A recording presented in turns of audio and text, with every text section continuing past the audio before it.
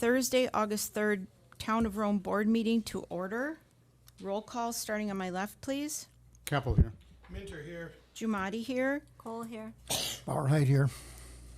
Item 3, certify the posting of the meeting. I certify that on Tuesday, August 1st, 2023, the agenda for the Town of Rome Board meeting for Thursday, August 3rd, 2023 was posted at the Rome Town Hall at 3:50 p.m., Quick Trip LLC at 4 p.m., Nakusa Port Edward State Bank at 4:07 p.m., and emailed to the Wisconsin Rapids Tribune at 3:46 p.m. Okay. Item number 4, approve the agenda with the following changes.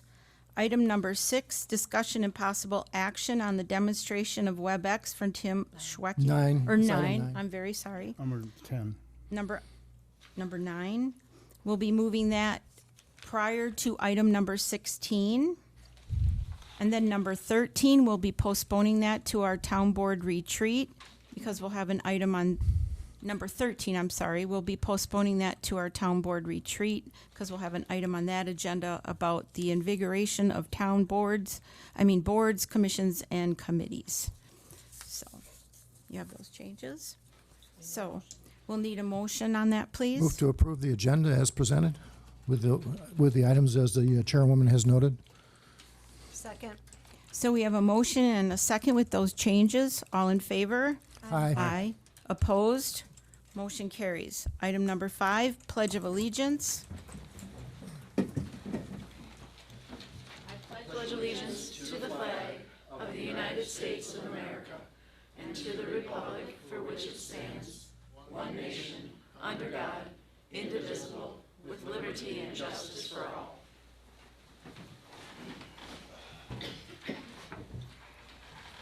Number 6, citizen comments. We have a number of them this evening. I just ask if there's any of you that are here as a group and want to speak together and have one representative, you may do that as well. And you each have 3 minutes to speak. Citizen comments. During the citizen comment period of the agenda, the town board welcomes comments from any town resident, not a member of the town board, on any item not on the agenda. Please note that pursuant to state law, the board cannot engage in conversation with you, but may ask questions. The board may refer the item to staff, a standing committee, or a future town board agenda for discussion and action. Each person wishing to speak will have up to 3 minutes to speak. Speakers are asked to submit a card to the clerk treasurer providing their name, address, and topic for discussion. The board will also take comment from the public on agenda items as called by the chair, but not during citizen comment. Please note that once the board begins discussion on an agenda item, no further comment will be allowed from the public on that issue. So, should we read this first or let them? Okay. All right. All right. So our first person is Al Hintz. You need to come up to the podium, please. Give us your name, address, and the reason for speaking. Name's Al Hintz. I'm speaking on a solar project, what's going to go on here. My address is 1407 Akron Drive. My concerns with the solar project, they're noise pollution from the campground that's out there. There's state shoots, national shoots that are out there, and all day long they're shooting. Without the forest around it, the noise will refract off the solar panels that will be there, causing them to hear it here out at the lakes. There's concern here out at the lakes that their property values will go down because of all of it too. Plus the people that come out here, there's approximately, I feel, about 10,000 people that use that property for UTVing, ATVing, snowmobiling, hunting, walking through the woods. We're going to lose a valuable asset if we allow this to go through. I know you guys can't probably do anything as a board, but our state can. And if we can convince our state maybe to trade land for land out towards Portage County where the land is cleared already, they can put their solar panels out there. We won't have noise pollution or anything like that with that out there. Also, with that out there, 20 years from now when the lease is ending, they need to clean this up. When they clean it up here, there'll be no more forest. It'll take 20 more years to grow that back. Out there is no forest. All they got to do is pull them stakes, and it's back to where it was. So that's where I'm going to leave it off, and thank you. Thank you. Thank you. I have a question. Well, Mr. Hintz, is the land you're proposing owned by Meteor Shower? Or by Meteor, I mean? No, the land I'm proposing, yes, is owned by Meteor Timber right now. But the state land out there, they can trade state land for state land, which has Okay, happened it's in- not owned by Meteor. out there. No, it's owned by the state. Okay, thank you.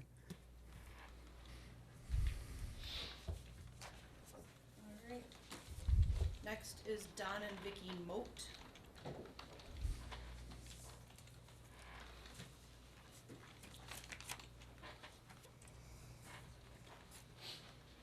Don Moat, 992 Wellington Court.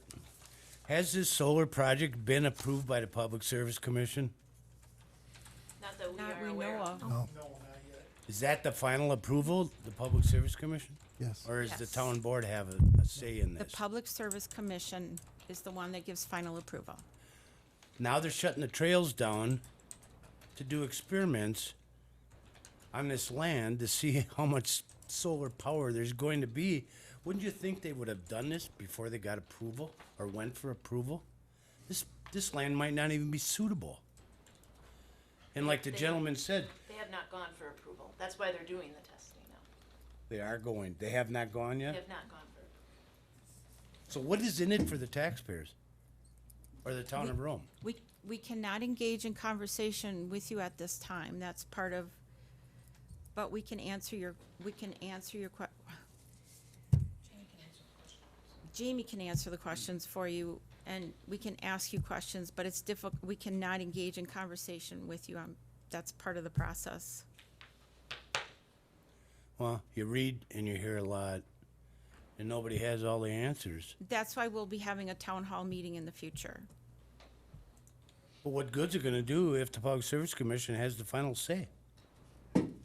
I thought the Public Service Commission regulated utilities, like the gas company, the phone company, the electric company. When did solar power become a utility? It's electric. It's electric companies bringing the solar power in to shove it out the back door. I worked 40 years for a utility, I know. That's all I got to say. Thank you for your comments.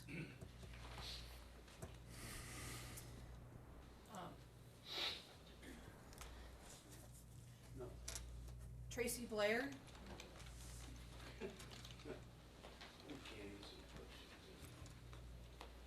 Hi, everybody. Tracy Blair, 990 Wellington Court.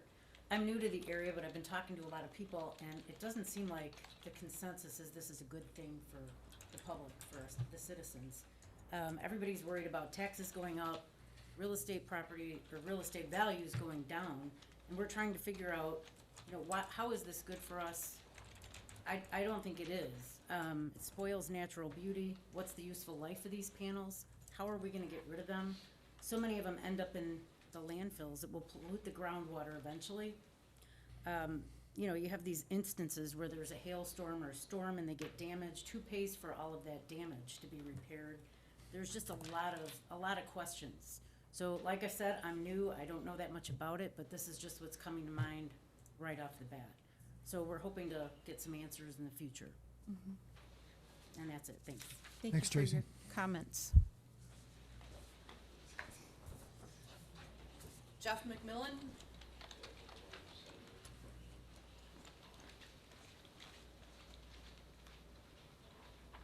Hi, Jeff McMillan, 972 South Archers Way. My question is in regards to the solar panel project. I understand that every citizen can comment to the PSC, how they feel about it, all their objections to it, whatever it is. How can we as a community, everybody in here could send their own comments, I get that. How can we come together and have the board or the town send all of our comments at once, and maybe it'll make a little bit more of a difference than every individual saying something? So I don't know if that can be a vote at a public hearing, at the board, with the board here, and the majority of the people say, yes, we want to do this, we want to pursue to go against this. I don't know how that process works. That's why I'm here to ask, how do we continue that process? Instead of us all as individuals going in and saying, well, I don't like it for this reason, I don't like it for this reason. If the community together says, we don't like it, we're not in agreement with this, I think it would look better coming from the town, filing something with the Public Service Commission instead of each individual. So I don't know if that's something we can put on the agenda at another meeting and come up with an idea. I don't know if that's possible or not. So I'm kind of asking to use the town's resources to help with that process. And then I had 2 other comments, if I still have time, which this would be if the solar project goes through, how will that money be spent that NextEra Energy is going to give the town of Rome each year? I think that should be up for community discussion on what we could do with that money, instead of it maybe just disappears and it's not really going to anything. I mean, there's a possibility of buying land with that from Meteor to maybe have more public land in the town of Rome. Just my idea, but there's probably lots of ideas out there. Another one would be to put in place some bylaws to prevent future big solar coming in and expanding or doing whatever they want. I know some communities are starting to do that. They have their own setbacks, trying to keep the eyesores away from public land, or private land, I should say. And that's all I have to say for now. Thanks, Jeff. Thank you for your comments. Donna Hostel.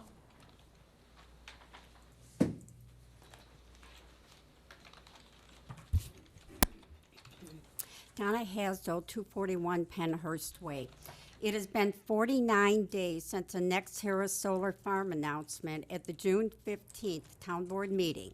Since then, there has been zero reference to this intrusion on our town and on any of the agendas.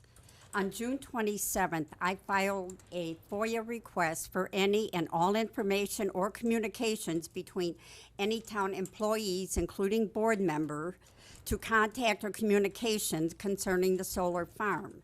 Upon receipt of the packet on July 11th, I discovered there has been zero communication from the town attorney, town employees, or board members to NextEra or environmental groups except to schedule another meeting.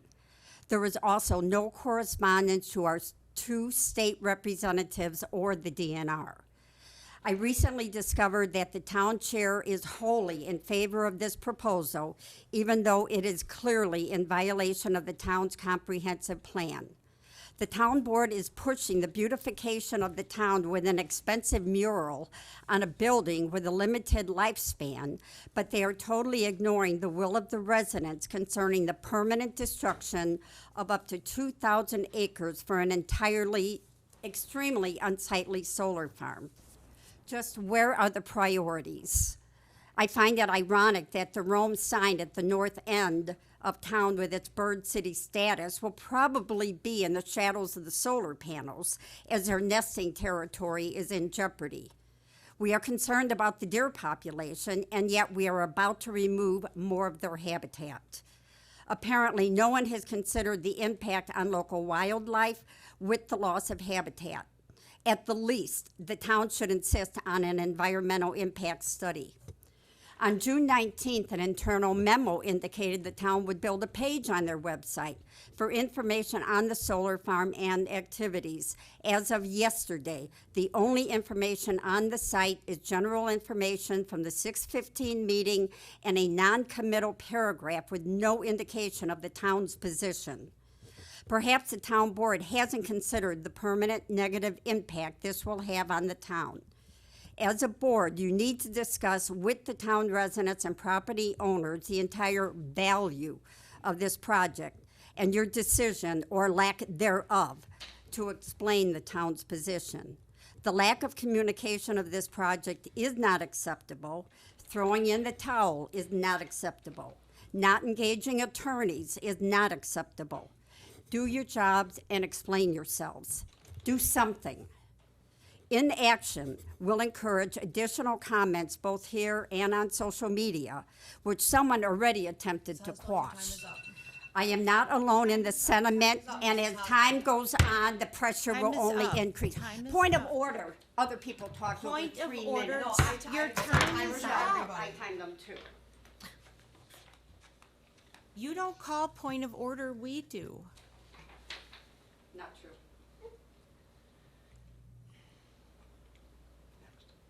Next, please.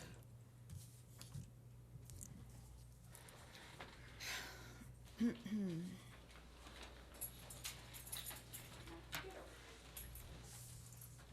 there no other comments? No, there's no more. Okay. Now I have a comment to make. If anybody else has anything they'd like to add, they may. This was Yeah, I do checked have a by the comment. attorney. I have a comment before that if you want. Would you like to go first? Sure, I would. As you've already heard tonight, we've been told that the county parks director is closing the trails at the request of NextEra. And I just want to emphasize that I'm asking for everybody to please abide by the closure, as the alternatives could be worse for the town. So please cooperate and stay off the trails from August 7th to the 31st, north of Highway D and west of 10th Avenue. Thank you.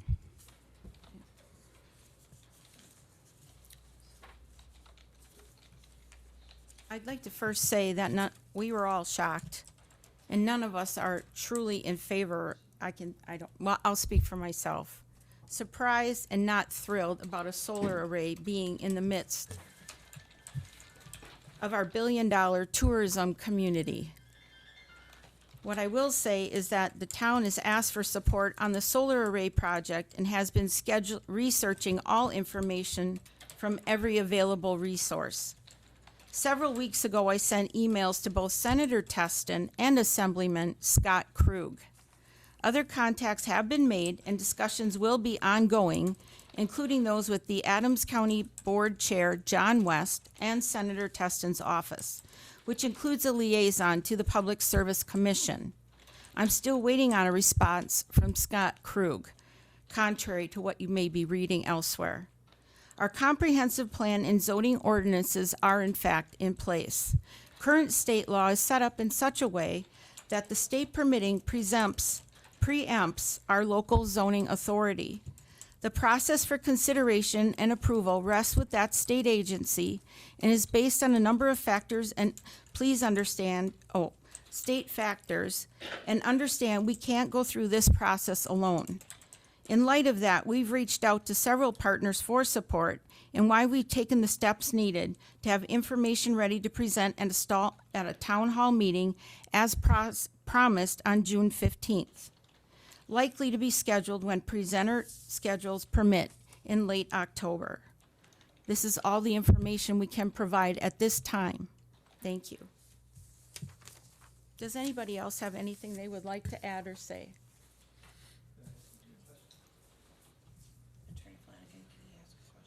Attorney Flanagan, can anyone ask questions at this time? No? The board can, but All right.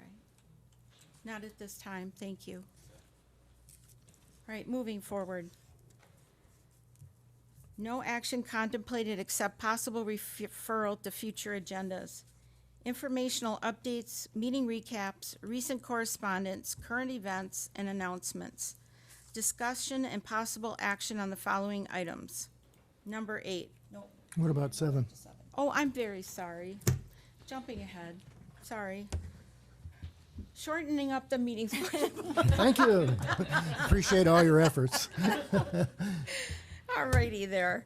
Number 7, starting with Bill, or Supervisor Capel. I have nothing. Supervisor Minter.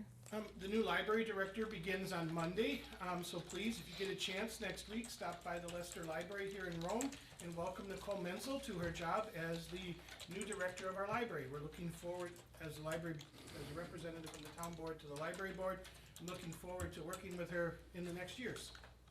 Welcome. Right. I have nothing. Supervisor Cole. Oh, we've got a couple music opportunities coming up tomorrow night. in the park, the Rome Town Center. I think it will be at the gazebo. Art Stevenson and Stillwater will be there. This is a fundraiser for the Dove's Nest. It's a really good music group, and a lot of people came out to see them last time, so much so they were invited back again. So that you can go to food trucks, raffles, starting at 5 o'clock. Music, I think, starts at 6. So something to do tomorrow night at the Rome Town Center. Next Tuesday, August 8th, Gather by the Gazebo, another music opportunity. So you can check that one out. And like I always say, for information on tourism and events in the town, you want to go to visitromewi.com. For town information, you want to go to Rome, well, I'm going to get it wrong, romewi.com. Like Visit Rome. I should know that after all these times, but that is your source of information for the town and tourism and events. So that's all I have. Yeah, I would just say that the Art Stevenson concert is actually high water, not still water, I believe. But I'd like to thank Visit Rome for their contributions and sponsoring this concert. They do that 3 or 4 times a year, so we're very and great to them. I'm sure the Dove Foundation will be as well. Okay. Jamie, do you have I any? had a couple items. First, I had shared with you, and they all kind of dovetail together, Associate Appraisal's update on where we are with the interim market reevaluation.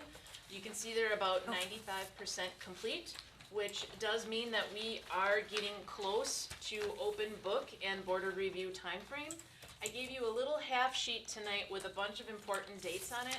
We just have a whole bunch of things that will be upcoming, our half-day strategic plan, the Corp community engagement session, the board retreat, the budget hearings, and then I put on there what is right now a tentative date to hold of Wednesday, October 18th, all day for board of review, and potentially the next day, just if you can have that on your calendars in case it would be needed. That would lead up to our annual budget meeting, which would be November 16th. With that, I also shared 3 sheets with you. August 1st and August 15th are always big days for municipalities. That's when equalized value and net new construction come out. I gave you our preliminary equalized value, preliminary TID, and our net new construction. There should be a drum roll when I say our equalized value increase. We had a 35% increase in equalized value. A lot of growth again in the town of Rome this year. You can see that the TID dollar amount change was $643,000 increase. A lot of projects in the TID right now that are almost done but not quite done, so that isn't as large as it was last year, but still an increase. And our net new construction for 2023, 4.89%. You can remember last year it was 7.21, but 4.89 is the largest increase in Adams County. Again, these are preliminary numbers. The finals come out on August 15th. Don't necessarily see them changing substantially between that time. I do want to also mention, being that we're going through that interim market reevaluation, if there would be a big change that would happen and that would occur through board of review, and that would mean an adjustment, just note that happens on next year's roll. It wouldn't happen on this year's roll because we need to proceed in order to have budget done to get tax bills printed. So if a big adjustment occurs, I just like to make a note, you'll see that occur next year. So good, lots, but good information. Just if I can piggyback on that question and a comment. Question, if it's not a big adjustment, would it still be then on this year, or would? No, it will still be done for next year because we have to proceed with getting in the statement of assessment. And then a comment is with those increases in equalized value, even though overall the net new construction, our neighboring communities, very interesting is Quincy. Jamie and I were talking about this. The closest one is Quincy, 34%, which they saw an increase of $81 million.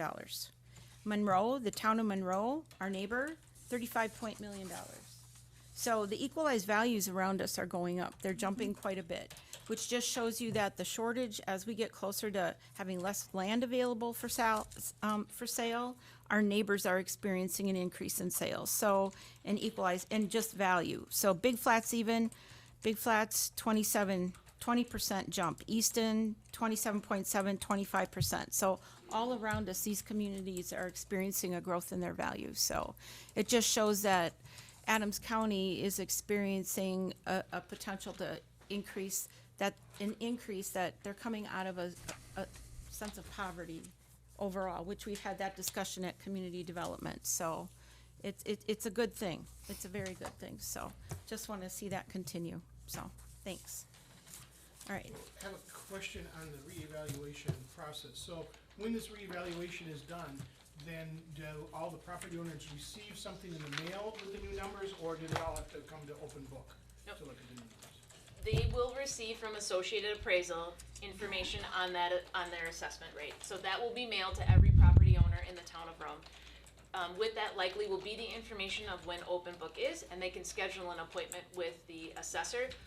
Associated Appraisal will probably bring more than just our primary assessor that day, so they can handle multiple appointments. They might even do multiple days if they would need to, and they'll also do phone calls. They'll be very flexible as far as making sure if people want communication and have a conversation about it, that they would be able to. But everyone, so if you see an Associated Appraisal envelope in the mail, and we'll release that on the website and on our Facebook page, it's important. Make sure you open it. All right. Anybody else?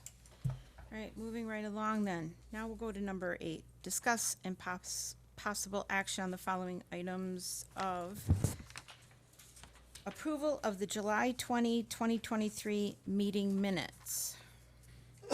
Move to approve the July 20th meeting minutes as presented. I'll second for discussion on, oh, you have some changes as well? All right, I I'll have, second for discussion. oh, I already said that. Oh, okay. I'm sorry. That's all right.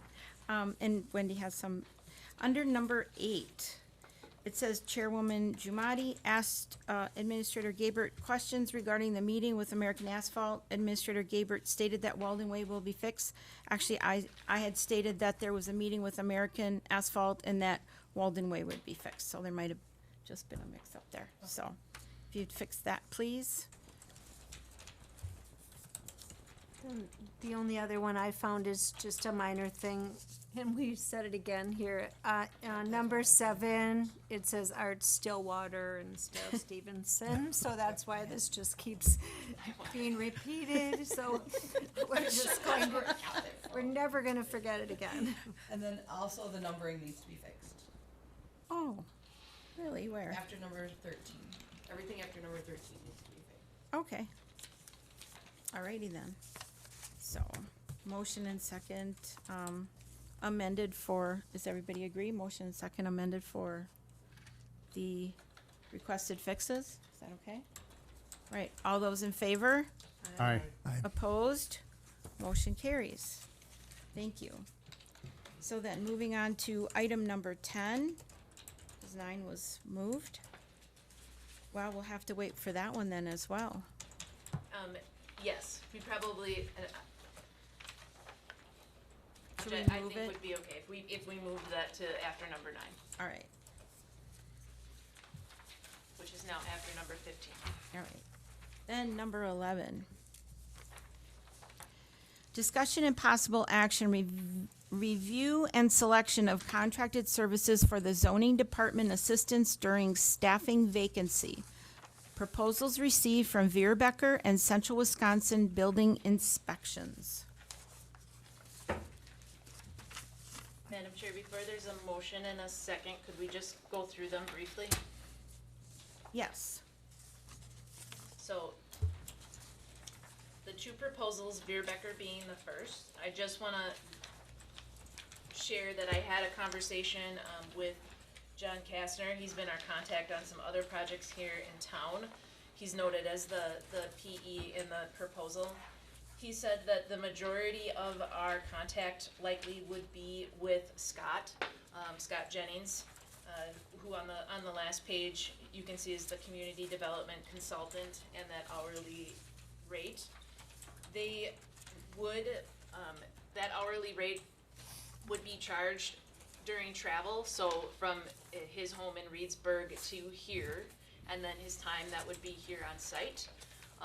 So it would likely be within 1 day, maybe 2 days for that 10 to 15 hours.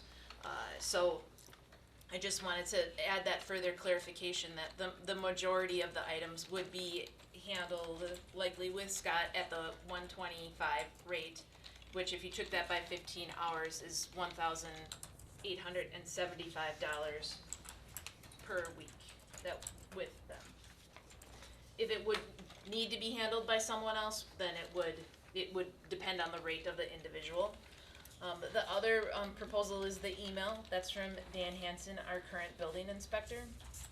And just to further clarify, because we have a contract with Dan as our building inspector, the rate would be $75 less our 20%, so $60 an hour, and would just be charged on an hourly basis. So this week, Dan is able to be in office on Monday, Wednesday, and Friday. If he can work the inspections in during that regular office time because there isn't anyone here or caught up on permits, he would just go out and do zoning. During that time, we wouldn't be charged an extra time frame from his home to get here to do solely zoning inspections. And then I'm happy to answer any further questions, but just wanted to clarify those rates. And just for comparison purposes, so if it was at $60 an hour for 15 hours, that's $900 a week. I have a question. Would Mr. Hanson be able to handle the volume? Monday, Wednesday, Friday? I don't know that this week is a good representation, because that's how we've been, this week has been our experiment, but it's been okay. Yes. We are slightly slower at this moment in time with building permits, which is good. If it would get busier, I think Dan would speak up and we could even do a joint venture where maybe we split some things with Bierbecker, or as Dan indicated in here, he wouldn't have time for larger issues like new subdivision developments, those kinds of things. Those then could also get referred to Bierbecker.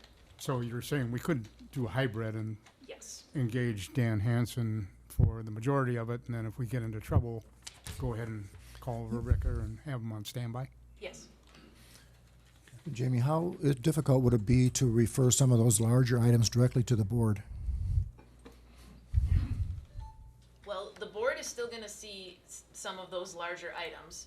Right, Because like we they're have in gonna- the past. They're gonna go through, they'll have to go through plan commission, like if your site plans and your, subdivision approvals. So there still would, you're still gonna see those items.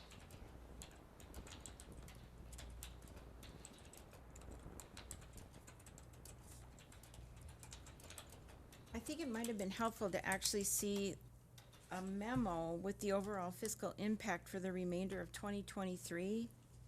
Because I also believe that with our minutes, we had a motion, maybe I'm confusing two things here, but just to see the overall impact for the, we had a motion to also see about how that was going to be. I've seen you put in print now, planning and building inspection as well as planning and zoning, so maybe that's two different things, but just seeing the overall impact for the week and the coverage and the pricing, because looking, I don't know, are we really comparing apples to apples here? A clear understanding on if we're really doing that and the services we're gonna get, because I am concerned if Dan's gonna really be able to give us the coverage we need with him being busy. Are things gonna maybe pick up for the fall, maybe drop off? We can't really predict that. And having the coverage that we need, like we had when there was somebody here at the desk and at the window daily. Did somebody raise their hand? Or should we wait here, or, I guess, You haven't had a motion or a second, so you're. oh, we haven't, yeah, we're still in well, we haven't You're- really, You're not technically in discussion, so you could all right. as somebody if you wanted to. If you could come up and, yeah, just state your name and address for us, please. Michael McLaughlin, 224 14th Avenue, Nakusa. Right now, one of my curiosities, Supervisor Barrow mentioned about bigger projects coming to the board. I guess I'm kind of confused about that. Well, we What- review other. What knowledge does the board have to handle the big things? I don't follow. As Jamie stated, that it would first go through the plan commission. We would have a recommendation from them, so usually we evaluate those. And they have been larger items like plan unit developments, things like that. Which is that's a normal process anyway, so, right? I mean, so that would be no different than what we normally do, so I don't Okay, understand maybe I didn't understand what was intended by the statement, but yeah,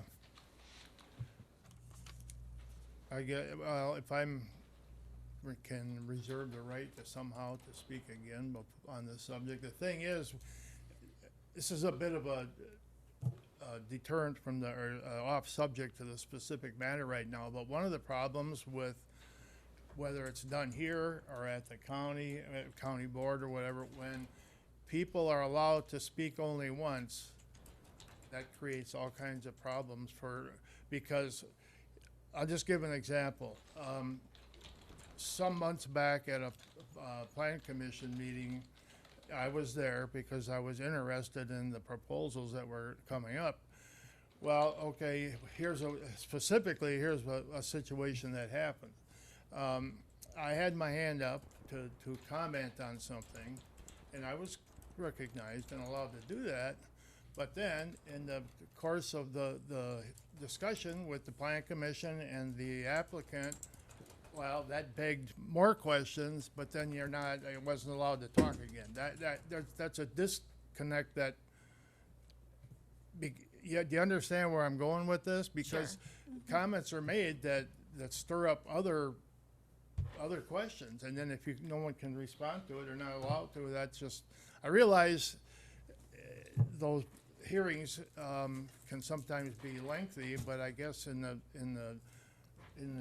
Okay, point- interest of proper disclosure and finding out what you can, that people should be heard. Point taken, thank you. All right. Any other comments or questions, or? Does that make a motion?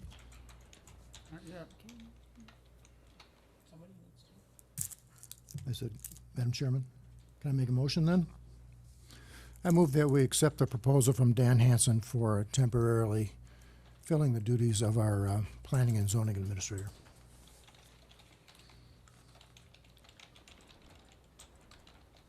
I'll second for further discussion. There's a motion and a second that Dan Hansen from Central Wisconsin Building Inspections do our planning and zoning. I just have For a couple discussion. I want this to be, we're in an interim situation, and I think that as we consider filling the vacancy, we're gonna get into the more of the planning end than what we have in the past. But I'm looking at this as just an interim bandage, if you will, until we can fill that position. Yeah, and I think we should expeditiously start to define what those new duties are going to be if we're going to reimagine the position. Right. And once we get that done, we should be able to advertise the position. Correct. But in the interim, I think since Dan has familiarity with the town, we'd be foolish not to go with him at this point in time, unless he gets in over his head and then we have Verbicker to fall back on.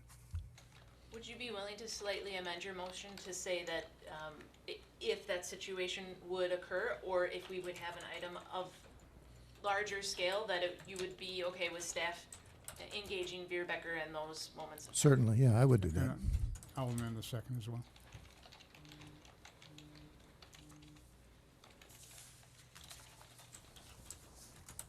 I think for the sake of further discussion, piggybacking a little bit on what Supervisor Keppel has said, that as we go through and complete our strategic planning and we discuss reimagining that department and looking into the motion that was made at our last meeting, the feedback and the consultant recommendation to evaluate the possibility of restructuring that department to planning and zoning and giving it some real thought before we rush into any decision-making. I would hope we seriously consider those different factors. So, and that we do use Verbicker where appropriate, because I do think at times there's some other things we need to consider and make sure that Dan isn't overwhelmed at times with his duties to other municipalities. And I can reiterate that to Dan, that he needs to just share that with me if he is feeling like it's too much. And, I mean, we have put out the hours, we will do that on a regular basis unless we can set them for a longer amount of time. But people have been good about those hours, and other general questions, we can handle those. I can get you the permits for the shit. Got it. Okay.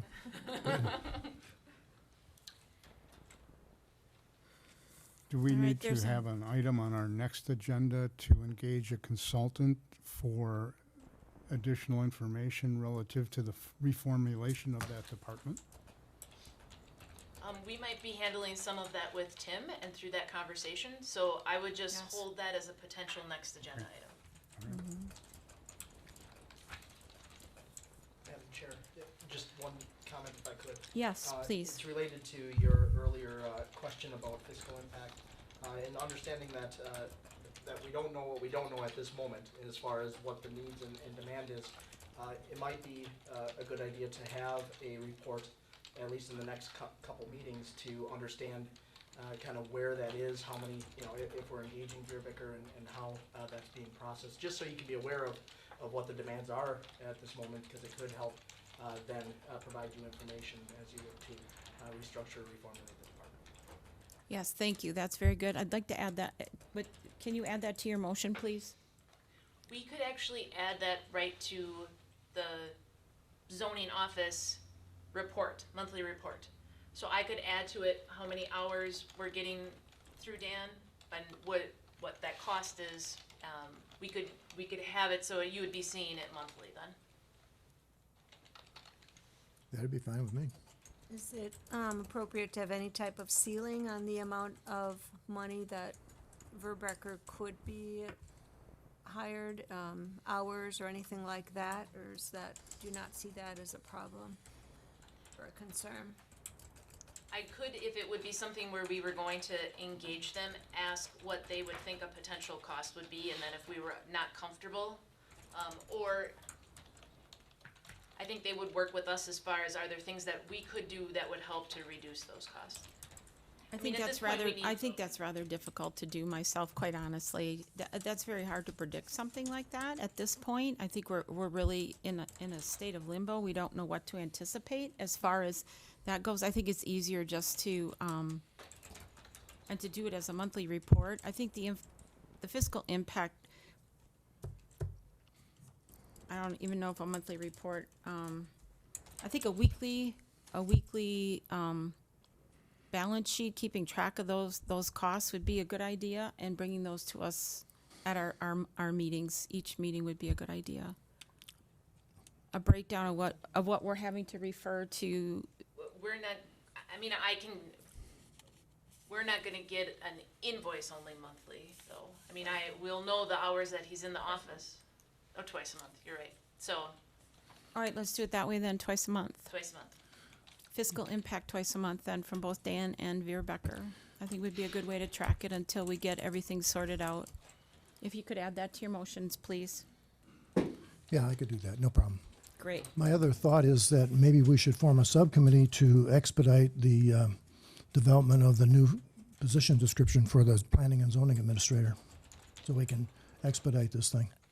Well, we still got to get through the strategic planning as a town board. We don't even know what we want. So I think as a town board, I don't want to lose sight of that discussion as a town board. We've got how many more meetings for strategic planning? 2. And we could do that even at maybe our retreat. I was thinking the retreat would be a great place to at To least wrap tackle that- it, start tackling it. Yep, we could Yeah, add I that to think, our you know, retreat. Yeah. I think it needs to be done as quickly as possible, certainly Yep. after our meeting. Okay. Yeah, we have that. I think that would be a great idea. We can add that to our retreat. We could wrap it up there. That's a great idea.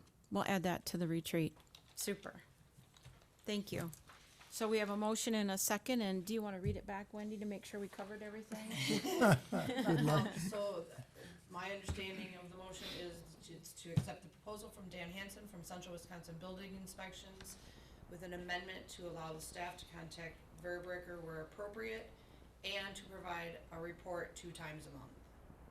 For the fiscal report. fiscal Fiscal impact report. of both services, right? All right, great. All right, so we have that motion and second. All in favor? Aye. Aye. Aye. Opposed? Motion carries. Thank you. All right. Item number 12, discussion and Oh. Sorry, you're late. Okay, no problem. You're off. Already got it. Yeah. Number 12, discussion and possible action, approval of a donation over $175 of surplus fire department equipment, a Honda 4-foot water pump. 4-inch. Oh, 4-inch. I'm sorry. I need stronger glasses. Water pump to the town of Big Flats Fire Department. I'll move approval.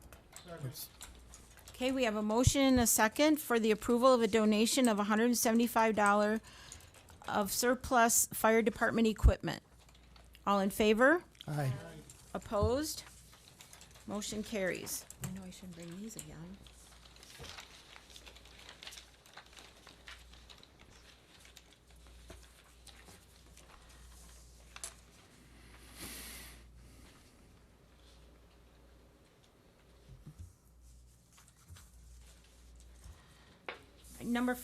Number 14. Discussion and possible action. Begin 2024 budget priorities and calendar discussion. It's the best time of year. It's budget time. Yeah, the only one boy, that's no excited. balloons or fireworks. You can hear that song. It's the most wonderful time. No dancers, nothing. Just a brief memo in the packet just to say that we're starting budget with doing first our year-end projections for 2023. The department heads will get a memo from me very shortly, and they will start projecting where they think their expenditures and revenues will be. We do not know right now where insurance will end up, but we are receiving information from the state of Wisconsin ETF about open enrollment. They will schedule informational meetings with those local participants right before open enrollment starts, and I have the dates noted there. So we will know shortly before the September 25th timeframe. Also noted the increase for all other insurances, our general insurances, our umbrella, our liability, automobile insurance. We did have an increase, but it was fairly reasonable, especially given the increases in liability that we have been seeing across the board because of natural disasters or other things that have raised premiums. We shared the piece about the preliminary equalized value, and I did just note in here those tentative dates, and I had put a 3 o'clock start. We have in the past met in the afternoon. That doesn't mean it has to be at 3 o'clock, but those would be the tentative dates. And then again, just noting that November 16th annual meeting date at 6 p.m. We do need to have our items wrapped up by that date because we need to get our information to the county so tax bills can get printed. The only other piece here, the annual joint review board meeting, we will get that scheduled for early September. Because Supervisor Capel has joined the board, we will need a new citizen member for the joint review board, which reviews annually the report that Ellers helps us to put together that's required by statute because we have a TIF in the community.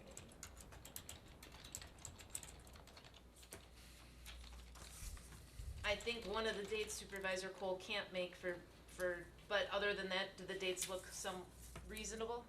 Yes. Yes. Okay, great. Is it the October 12th one, Supervisor Cole? I think I can make that. That's due to travel, and if everything goes smooth, I will make it. If it doesn't, I won't. That's Can we gonna be, adjust it one day to make it so that you don't miss it? We'd have to go go later to the 13th. If we go to Friday, let's not make it 3 o'clock. No. Unless you're buying afterwards. Friday, I Unless mean, we if we make it want a to get into Monday? my calendar, but Friday we for make me it would have Monday? to be in the afternoon, but just sometime after probably. What would about be that 2 next o'clock? week, that next following week? Do we have it? It just, then we get bumped up, we don't have enough time to make our adjustments before we I think meet you again. should leave it. All right. And like I say, I'll make my best effort. All right. Or you could join us by telephone maybe, or, Yeah, All that would right. work, we can set up a From an airport. virtual. all right. Okay. So do we have anything anybody wants to tell? We'll make one pass through. Anything that we want to give Jamie a tip on right now? Any thoughts? Roads. Roads. Yes, I would like to see an increase in the Parks and Rec budget. It's currently funded through the tourism dollars, and that's fine if we can increase it because tourism dollars are growing at a fantastic rate. That's fine with me. It doesn't have to affect the levy at all. Can you give us a breakdown too on, with the subdivision, because you get payment in lieu?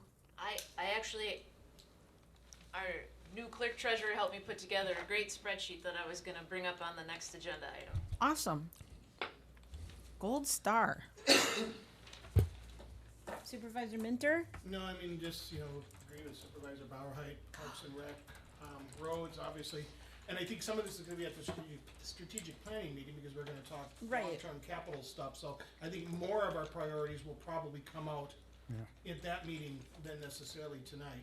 Yes, and I had brought up capital improvement. That's going to be something at the retreat. And just by default, I know I'm going a little off topic, but it is budgets. Leftover ARPA funds, because Amanda happened to be coming through with We Energies. They're talking additional expansion because they've been getting a lot of phone calls. And we had talked about carrying over those funds if we could continue to help the community hook up. And they're talking additional expansion off the Aspen neighborhood, going like Badger and 16th, Campfire to Meadow.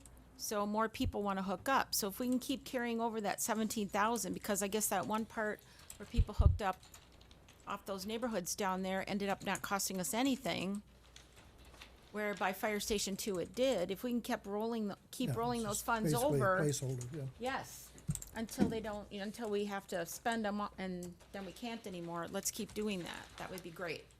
So keep that in mind as well. Yep, and the ARPA memo is in the packet. Right, so right. The secondary project, that expenditure ended up being $46,547. So we have up to 5 years to see some of those funds come back. Right, and that one, like I said, by Fire Station 2 costs money, but That- Aspen ended up being zero, she Yes, said. so the in total investment for our second expansion with them, which was the 2, was the 46,000. Yeah. And the whole 46 went to the Apache, Yeah, towards So- the Apache.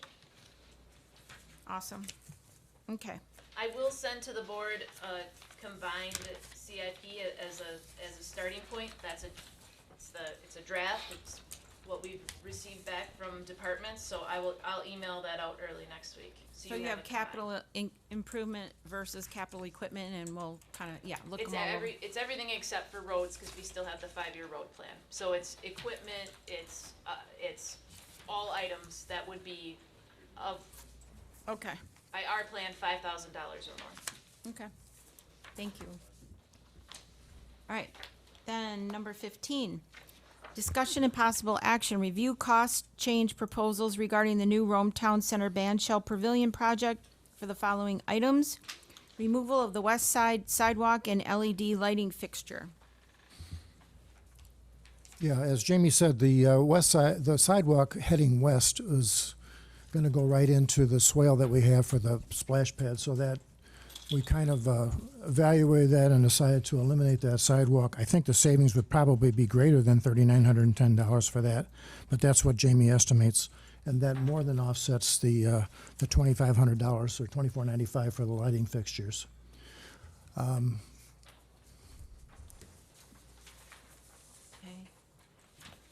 Do we need a motion first Oh, to great. talk about this? Or? Yes.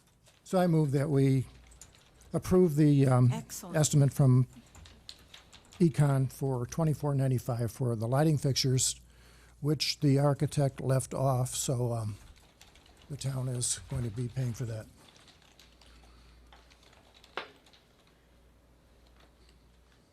I'll second for discussion. With the removal of the sidewalk, does that cause any difficulty for anyone to get to the band pavilion, especially people who might be utilizing strollers, wheelchairs? No, anything there's like the sidewalk that heads Trying to east picture it.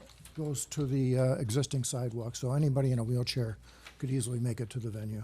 Okay. Yeah, and the west side, we have the swale there where the water drains, so the sidewalk actually doesn't carry down on that side at all, which is why we thought it best to eliminate it, because there's no sidewalk to the north of it. And also in planning for the pickleball courts, which is next on our agenda for Parks and Rec, we most likely will have a sidewalk that'll be north of the swale coming over towards that anyway, and we could connect up to the band shell with that. Okay. And then just, go ahead. Madam Chair, just one question. Yes. And it's more of a question to Deputy Clerk Treasurer. So, in the motion, I had heard the electric, was there also a motion in there to approve the, Removal of so sidewalk. you wanna do both change orders if you're intending to do so? Because one is removing the sidewalk, the other is the electric. Oh, I didn't know, no, my motion only included the lighting. Okay, so and- you're not approving or not making a motion? I didn't think that there was a necessary for a motion to eliminate the It's a sidewalk. change order. I see, think no. we should, just because that's the All right. savings for the Then land. I would amend my motion to include the removal of the west sidewalk from the band shell that headed towards the swale. With a second, agree? Second, yes. I agree with that. See, now I have a question. Is this really technically a change order? I guess because, It is under any construction project I ever worked. it is? Yep. Okay, well, the only question I have is that you're I'm just asking because the lighting is something new, correct? You're buying your lights, but you're swapping out costs of something. The lights are lights, the other thing is a sidewalk. I think the change order is the removal of the sidewalk, Yes. because that was in the original bids, so that's the change. The fact that we're buying lights has nothing to do With the original sidewalk. project. But- That's where I'm, Yeah, but this yeah. is the change order, and this is the new purchase. Okay, that's So where I you was can't do going. this without this. Thank So you, when I Nick. referenced change order, It I was the apologize if I confused that. I was referencing the sidewalk. sidewalk was missing from that agenda, or that Thank you, motion. Nick. And I would agree with Supervisor Minturn. and Thank that's you, what Supervisor Minter. That's where I was, okay. Then could I just clarify the chart I handed out?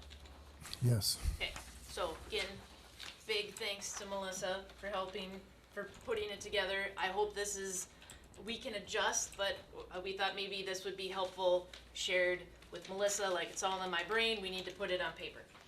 So you can see the capital outlay, the expenses, those are capital expenses, those have not been expenses for operational things that we have, like blowing out the sprinklers, we would have had to do that anyways, mowing the grass over there. So those are, like grounds and were what we needed to do to put the well in, to get things, started. Then you can see the additional breakdown, we still have the future cost that we have not expended with the contractors yet on the band shell, that's under future.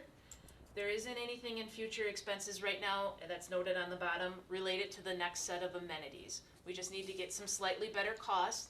We're also asking a question within the corp survey, good segue, if you haven't completed the corp survey, make sure that you do, about whether or not we wanna have a tennis court there. That will adjust our cost, then we could add that future cost in. Then we have our revenues to date. We do expect to receive those additional revenues. We did put into that future also that WEDC grant that we've recently received.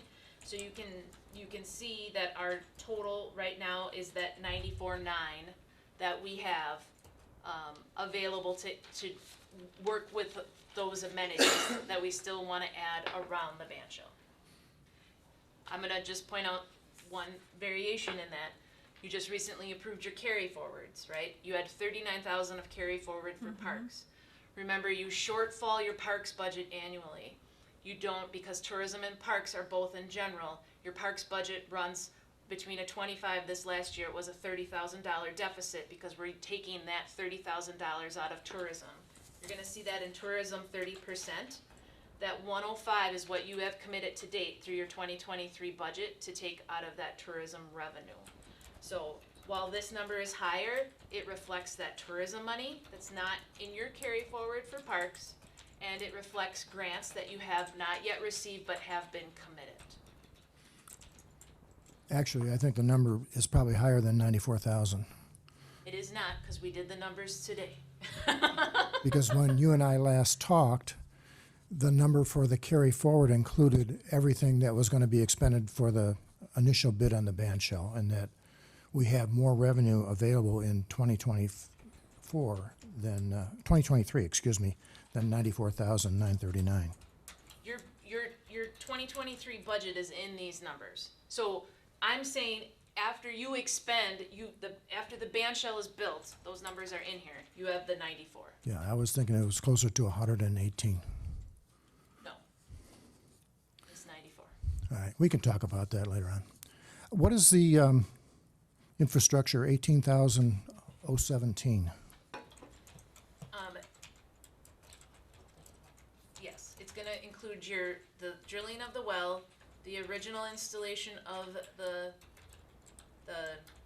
electric.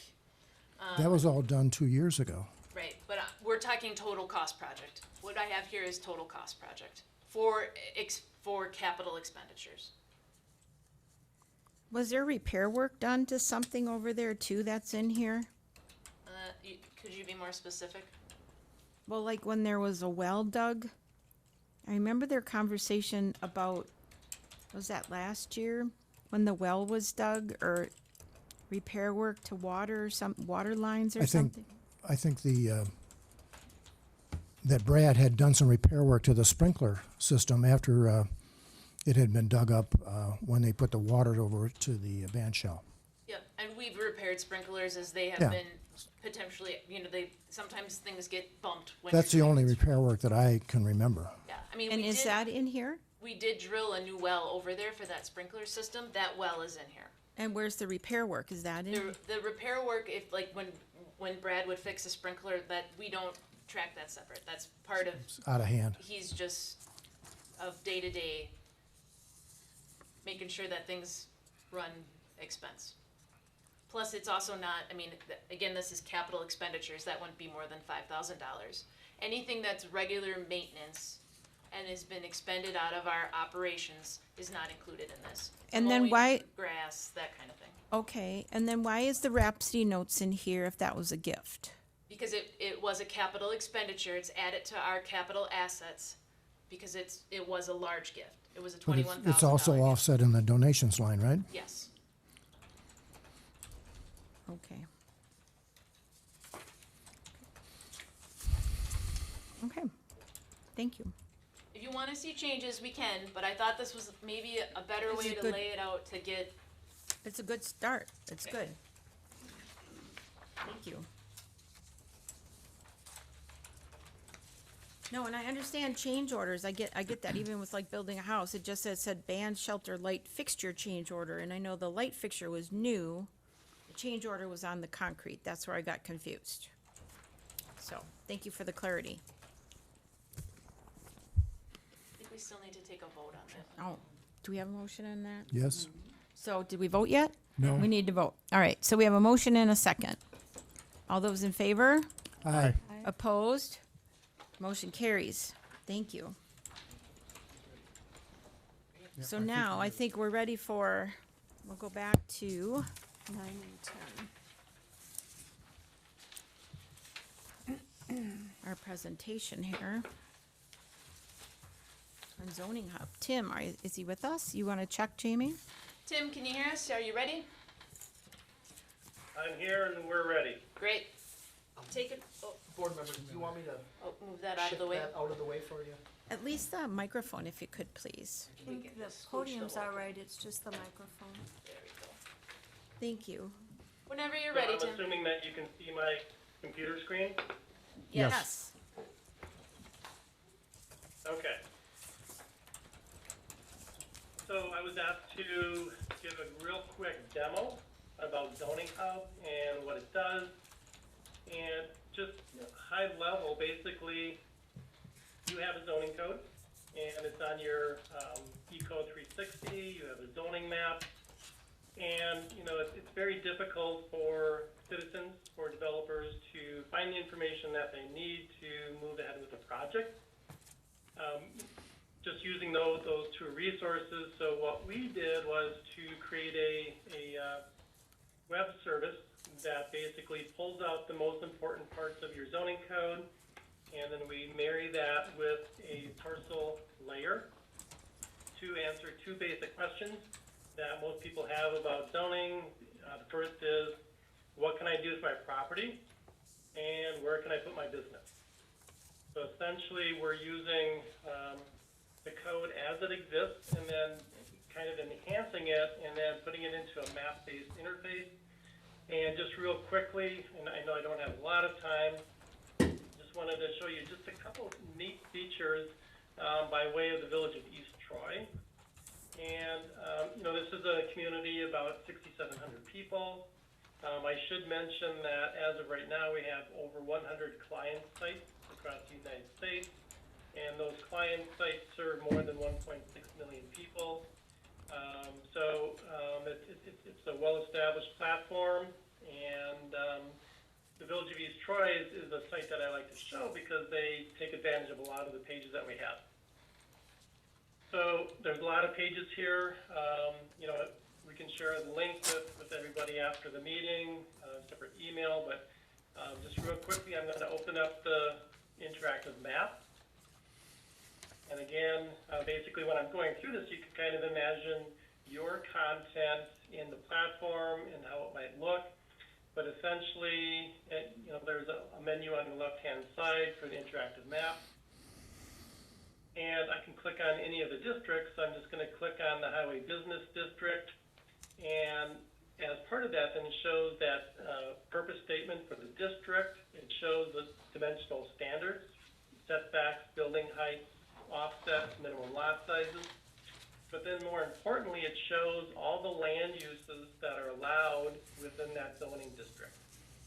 Okay, so these are different groups. I'm just going to click on the commercial group, and it shows all the land uses that are allowed. And if there's a definition, it shows in the pop-up of what that land use is. But more importantly, it shows whether that use is permitted by right or as a conditional use. So in a matter of clicks, people can find out what land uses are allowed where. And then if they were to select select one of the land uses, then the next question is, how do I proceed with the project? And I'm just going to click on the bottom accordion, and it shows that you have to get a conditional use, there's architectural review, and so on and so forth.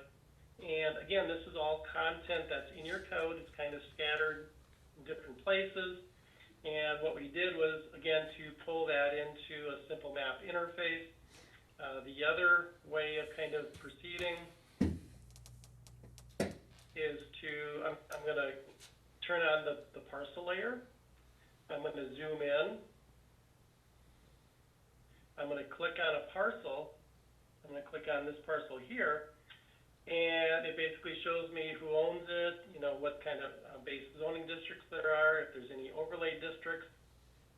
But then more importantly, if we create a parcel details page, it's actually pulling specific parts of the zoning code as it applies to this property. So when somebody's calling and says, what can I do with my property? You can point them to this page. If there's a realtor that's selling a property for buyer, seller, whatever, they can refer to this to answer questions that those people might have. But again, this is a unique page just for this parcel. And then again, it shows basic information about the zoning district, overlay districts, so on and so forth. And then as part of the permitting module, you can keep track of all the prior development applications that have been submitted for this property. And it's super handy. It answers a lot of questions that most people are gonna have about their property. So those are the key features. You know, there's just a lot of other things. There's a lot of features in here for permitting, for keeping track and managing development applications as they move through the process. There's a way for people to sign up for e-alerts, and when a development project happens in their neighborhood, they get an automated email, and it's something that's automatically done. It's nothing that staff has to do. And it's just one, you know, optional tool to increase some transparency in terms of things that come across the, you know, plan commission meeting, town board, and it's just meant to make your zoning code more comprehensible and more accessible. And there's a feature in here so that people can actually submit their applications online. And again, it's a time saver for the applicant, and obviously a time saver for staff in managing and tracking all the development that happens in your town. Again, that was a real quick overview. There's a lot of other pages, a lot of other functionality. Essentially, this is a web service, and there's a cost to basically, you know, populate the tables in our platform with your content, and then there's an annual subscription for, the basic maintenance of the website, backup and security, and all the improvements that we're making to the site. Nick. Again, I'm not sure if you want to spend any more time on it, but again, that was just a real quick, high-level, quick overview of what this is all about. We have some questions, Tim. Good evening, can you hear me? Tim, Okay, so my question is related to the proposal and that ongoing maintenance piece. So it doesn't happen all the time, although it may happen in the near future, that the Plan Commission, I believe, is intending on taking a look at its permitted and conditional uses. So let's just use an example. The code gets updated, permitted and conditional uses get updated. What is your frequency or process for making those updates to Zoning Hub, and is that considered ongoing maintenance? That's a good question. So, good question. Essentially, the platform, once it's built, is something that can be managed by staff. So if a particular land use, changes from, conditional to permitted, staff would just go in the back end and make that change, and the change would be live. So how often you make those changes would be totally up to you. The other thing I would point out too, though, is that your municipal code is hosted on eCode 360. And they would have the ability, as part of their supplementation process, to also make those corresponding changes in Zoning Hub. So that basically with one supplementation, changes are made in Zoning Hub plus eCode 360. Are you saying you have an agreement with 360 where they do both? So that's something that you would work out directly with them in terms of your supplementation process. So the only concern I'd have with that part is where we do make those changes and put them into effect, we want to get that communication out as soon as possible for users of Zoning Hub, right? And so with eCode 360, as we amend our ordinance, it slots under new laws and doesn't necessarily get updated right away in the eCode piece. And so that was why I was wondering how that process gets updated on your end in order to, how frequently it happens, how quickly it happens, those kind of questions really more relate to the idea that where those use changes may occur, although not particularly often that may happen, where they do, we want to make sure that that information that anybody is getting on the Zoning Hub or any information that they're getting is accurate information today to our code. Yep, and again, basically staff would have access to the back end of Zoning Hub, and they would be able to make those changes, you know, as soon as they wanted to. And as soon as, you know, you click save, then everything is live. So when you say staff, are you talking about your staff or our staff? So it would be basically, you know, town staff. Certainly if there's a desire to talk about, you know, us helping maintain, you know, we can talk about that as well. We have some more questions, Tim. Supervisor Minter. Actually, you just answered my question, which was, would there be an option to contract with your company to make those update changes if we didn't either have the staff to do it, or the staff didn't feel comfortable doing it?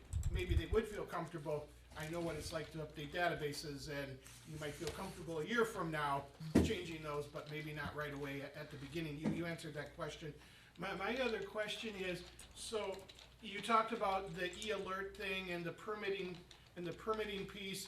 All of the whole thing is included in that $3,500 roughly build cost and then the annual fee. So all of it, or are there modules that we would have to buy extra?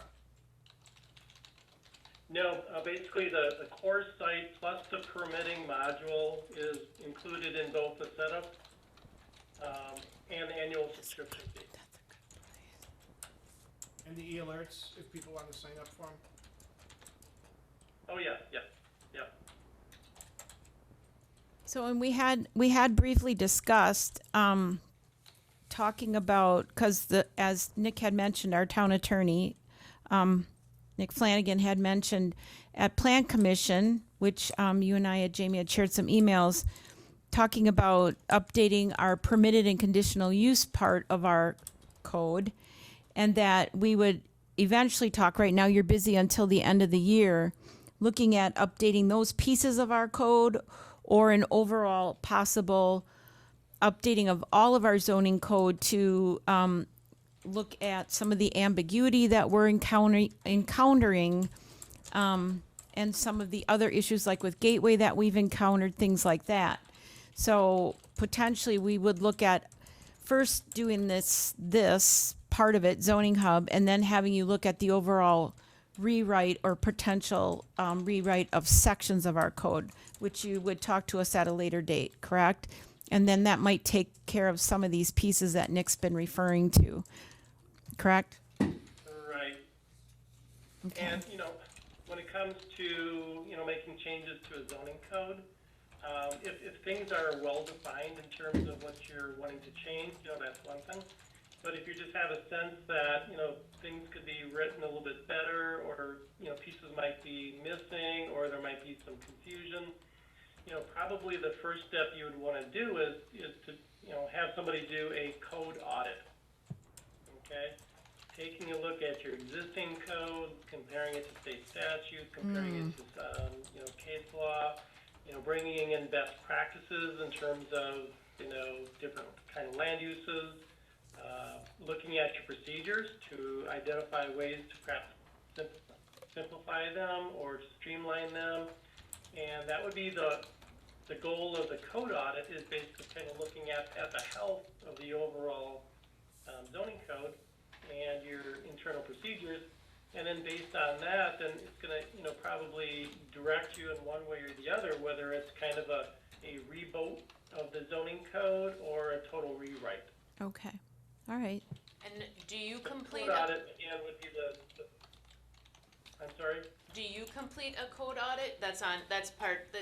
which you didn't provide us a pricing for code audit, but it would be a service we could get from your entity, from your company. So those could be our next step after the Zoning Hub. We get that online first, and then take those next steps. Okay. Thank you. Well, would we do some of that zoning hub is our existing code, where maybe we start with that permitting process, Yes. and then, cause I'd hate to see him do all the build for a code that we make substantial changes to.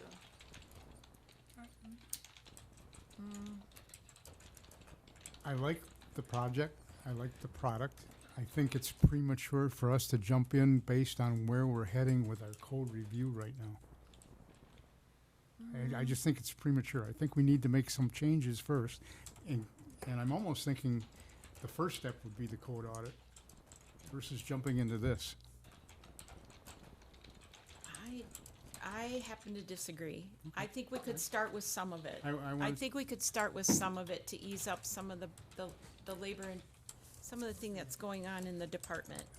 I went in and I looked at Richfield, and it's really a nice product. I mean, I could click on it, I found my way around it, real simple, but I'm thinking, I'm not sure the value yet of it. Not all of our code is bad. No, not no, all of no, it no, no. is. I'm talking about the product that he's talking about right now. Right. Yes, I could find my way around. Yes, I could get all the information I needed. I could get forms and everything else. But sometimes it's good to know who's looking and wants that information when they come through the door, as opposed to somebody playing online and getting all that information and you don't know who it is. You got your short-term renters, you've got your people that are building homes, you've got your people that want to buy land, you've got your people that, all of the things he just showed us. I would think you've got people that want to look at land for development in the Rome Town Center. I don't know, maybe you sit at Plan Commission. I mean, you've been there a long time with me. Bill, you're newer on Plan Commission. Maybe you could add some pieces to that conversation. It'd be helpful. I just have maybe one follow-up question for Tim, and that is, so you had said that, so my biggest concern, and I think it's somewhat rooted in Supervisor Capital, but then it goes to Chairwoman's comments. So my biggest concern would be that if we did a code audit and revised our code, somebody's gotta make the updates. And it could be, that you build out the zoning hub and then substantial changes are made, and that's going to force adding definitions and making significant edits to it. If you did put a quote together for this, can you give us just a general idea of what it would cost for your firm to do that update? Because that part of it is probably going to be significant if we did an audit and significantly changed our code. That said, to Chairwoman's comments, there is value in having that information, particularly with processing permits and a streamlined department at this moment, being able to process some of that stuff and get that information without bogging down anybody's time. So there is value there, but my concern would be if we do go through a significant update to our code, it's probably going to be too significant for any of our staff to try to make sure it's accurate in the end product of Zoning Hub after all those edits are made that could come with our code. And so, do you have a general idea of what that, let's call it maintenance update to our Zoning Hub would be if we did make that kind of significant changes to our code? Okay, good question. So, Zoning Hub does not consume every provision within your zoning code, okay? We focus on the essential elements, basically the use table, where are the land uses allowed, what are those development standards. So, you might be looking at edits that don't even affect Zoning Hub whatsoever because it's not content that's consumed within the platform. So, basically, with that, there could be a good case to be, made that, a good portion of the edits that are made to the zoning code really aren't even reflected in Zoning Hub. But having said that, once the site is built, it's easy, probably 5-10 minutes to add a new land use. It takes about a couple minutes to identify where that land use is allowed. If a change is made in terms of what's permitted where, those are all things that can be done within, just roughly 5-6 hours. And do you then, As part of the are you saying then that your firm would have an hourly rate to do those updates? Is that what I'm taking from your estimation based off of hours? Right, so as a deliverable, obviously, just working through the code audit, working through the actual work of revising the code, I mean, that would all be built into both of those steps. And again, it's not a, you know, I don't want to say it's a huge expenditure, but it's not as significant as one might think. It's really simple in the back end, making those changes. So that would be built into the overall project, yes. Okay, that's helpful to hear. So, just to reiterate then, as that zoning code audit and potential update would happen, the proposal you will provide, if the town were to move forward with this, the proposal you would provide would build in the update to the zoning hub, is that what I'm hearing? Yes, that's correct. And I think that addresses that Yeah, concern. it does. Significantly addresses it, actually. Yeah, and how much code was recently just updated with that joint review committee? It's really just that piece on accessory structures and lot coverage. So, and a lot of that was taken care of already, and Well, we and- already went through commercial A, and we already looked at the Gateway District, so some of that's already been vetted, so, you know, putting some of that online and then helping with the permitting process would really, you know, alleviate a lot of, we had that conversation just the other day. I think Supervisor Minter has a question. Well, I think my question is, so Chairman Jamadi has talked about, you know, having the permitting process online, but I'm guessing or thinking that we can't have the permitting process if we don't have the other back end piece of zoning hub, because the two work together. So in order to do the permitting thing, we have to do zoning hub. We would have to do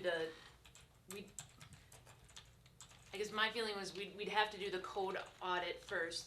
We don't often, I get what Tim is saying about the major things, setbacks, building height. We don't often get stuck on that. We oftentimes get stuck in the nuances of our code. Colors, fence structures, where I feel like if we did a code audit, we might find ours is different than others. I don't know if we have too much detail or maybe not enough detail. I don't know the answers to that because I'm not as intimately involved with other code, but where I also don't want to give so little information that we're in the same spot that we're in often now. But the piece about having, I mean, a standard Wisconsin building permit is a standard Wisconsin building permit. If you need a building permit, I would assume most municipalities are utilizing the same one. I have to think that fill-in form is already developed on the site. That's something we could start to implement right away. And I think a lot of contractors would prefer to do their building permits online if they could. It'd make the all-around process simplified and user-friendly, which is what we had shared the other day when the three of us were discussing that it would ease up your time and the in-house workload. That's what you were sharing. Yeah, but Supervisor Minter's right. We want to make sure we've got good information in, so we get good information out. Oh, absolutely. Oh,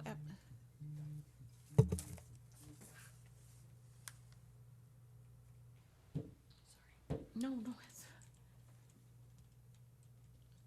I'd like to see his proposal for the code audit as well, because I think the two work really well together, along with all the efforts that Planning Commission is already doing related to the zoning code, that I think that could push that process more forward. Says a person who doesn't sit on Planning Commission. The whole the original thought process behind this whole thing was to have it simplify everything that's going on in that department right now and make some of it easier with what the information we currently have on hand. And the It's just product would do that. uploading, just The product uploading. would do that. Pardon? There's no question the product would do Yeah, that. the product it would take everything we have right now, upload it online for a very economical price, and people could it's very user-friendly. It would make everybody happy, including real estate agents that come in our office. We had one just last week when I was here standing there watching. They could go on, look at a parcel, find everything out they need to know about that parcel, fill out whatever forms they need. There'd still be a human interaction. It would just simplify the process. All the rest of it is stuff we need to deal with, yes, of course, but it's to make the process easier, more user-friendly at a time when it's needed. The- Correct? I think the important piece of that is the right now. So, no question, there's value in doing that audit and looking at our code. I think the Plan Absolutely. Commission, absolutely recognizes that, but the reality is that's going to take some time, some significant time for them to likely do the audit, and also for the Plan Commission to kind of work with them to put forth any amendments.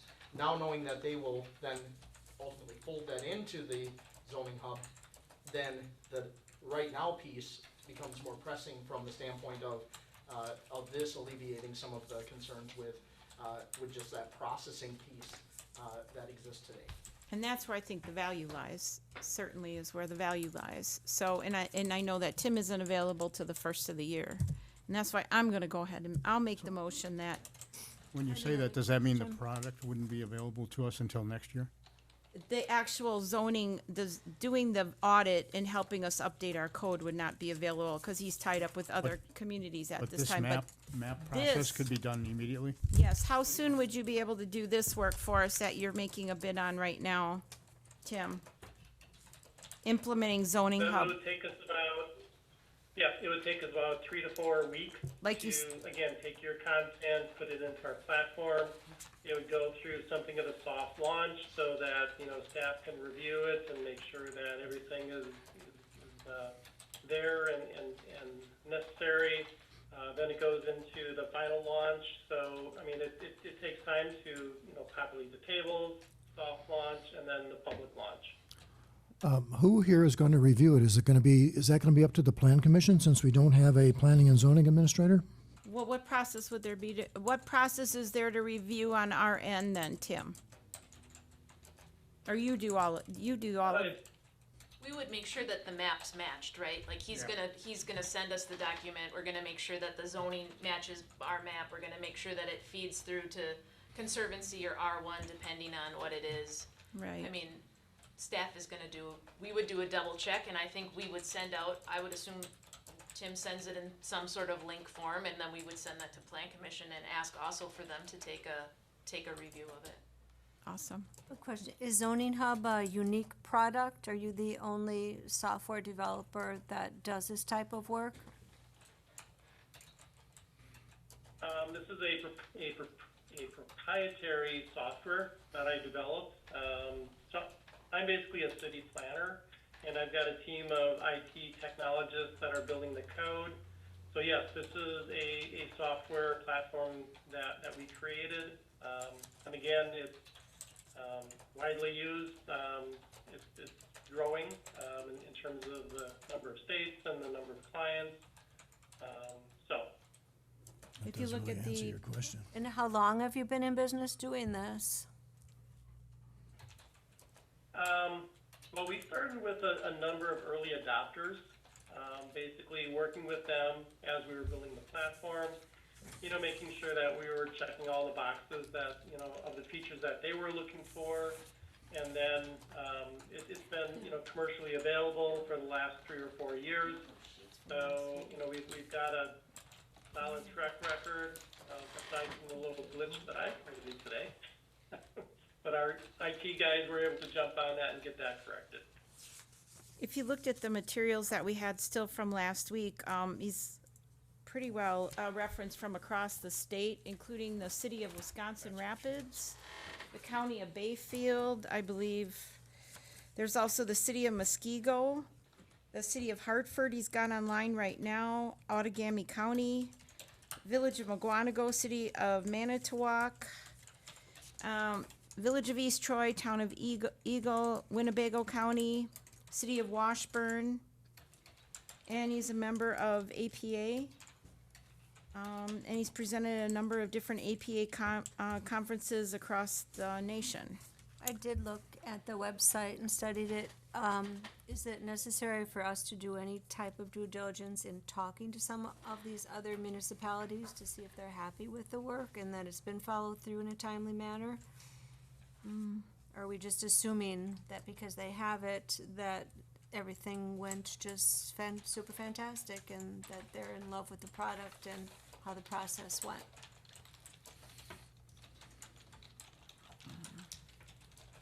If the board would like additional I'd be references. happy to Or if you have testimonials, or if you have such things that you could offer. And if the board would like, I would be happy to reach out to. How about we make the motion contingent on Okay. reaching out to references? I'll make a motion that we move forward with Zoning Hub for a build process and the lump sum fee for the work of $3,900 with subscription fees for the permitting, base site and the permitting module of $1,540. That'd be an annual cost, not an initial Right. cost. Annual subscription cost for ongoing maintenance, web hosting, daily backups and security. And I thought it was gonna be contingent upon our review or recommendations from other municipalities who are Oh, using it. based on, if Amy wants to get recommendations from other, or what did I say? Amy. Oh, It's Jamie, okay. Amy. It's close. Is, Can I It's ask not one, just- one oh, other sorry. question that would pertain to your motion? Is that to use ARPA funds for? Well, that would be in the next, It's the next item on the agenda. is that annual subscription fee, frozen at that amount, or is that evaluated annually? Or for how many years is that subscription fee $1,540? that's a Tim question. Tim, So, we have clients that have been with us for 6, 7 years, and we've not raised their rates at all. Is that And in to the the earlier contract? question about, references, we can provide, names and contact information. But I would say that, every year we send out subscription renewals. And to date, every community that we have, they've been reaffirming because every one of those subscriptions have been carried forward from year to year. Nobody has dropped off. what is the longest subscription holder you have? Do you know? Actually, East Troy. East Troy was one of those early adopters. It's been about 9 years now. Okay, thank you. Was it, I apologize, because I know when Supervisor Cole asked the other question about it being a if it was Proprietary. Proprietary, product, you said 3 to 4 years that it has been, so how could East Troy be a 9-year subscriber? So again, we started with a number of early adopters, and we were building the site with them and testing the site with them. And again, we went through a process of modifying the site, improving the site, adding features.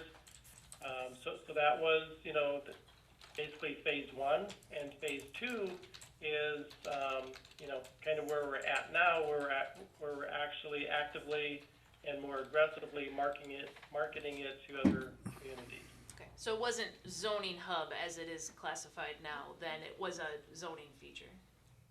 We need a second on Oh, Oh, I thought there was a second. I do we have a apologize. second? I'll second. And I just want to clarify one thing with the fee. Then the $3,900 build would include that digitizing our zoning map, adding in those primary zoning features. It would integrate that interactive log with the ownership and do the permitting piece where people could fill out their permits online and funnel through a approval system electronically. Correct. I'm assuming that your zoning map is in digital format. So we would be getting perhaps a shape file from whoever's maintaining that map. Could be your engineer. I'm not sure who's actually doing that.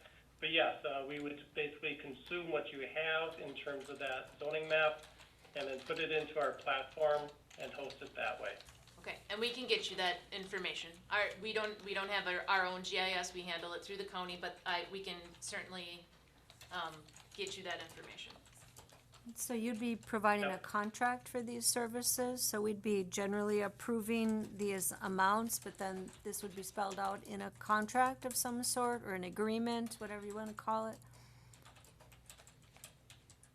Cause there's been a lot of things listed. So I can put together so yes, I can put together a service agreement that identifies the scope of services, basically, what goes into the initial bill and what the actual deliverables are. Sounds good. Two options, I think, then. One is this, going forward with it, can just be as the motion was, and then maybe hold on the next one until we get the services agreement, which, Okay. you can do at the next meeting. The other one would be to authorize the execution of the services agreement, but I suspect you'll want to see the service agreement before we approve it. So you can have the motion as it is, which is moving forward with the product, and then we can put on the next agenda, the approval of the services agreement. Sounds good. Okay. All right, we have a motion and a second. All those in favor? Aye. Opposed? Motion carries. All right. Thank you very much, you, Tim, and for then that we'll get, presentation. And we'll look forward to getting that services agreement. If you could please send that on to Jamie for us and me, and Nick, and we'll look that over and have that on our next agenda. I can do that. Okay, I'll get that early next week. And then that next proposal for the Code audit. the code audit.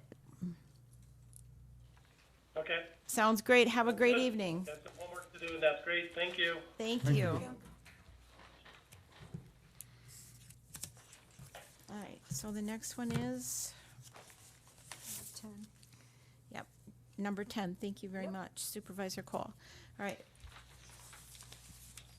Which is, now I lost my agenda. I moved too many papers around. Sorry. Give me one of the extras back. She gave me 3. All right. All right.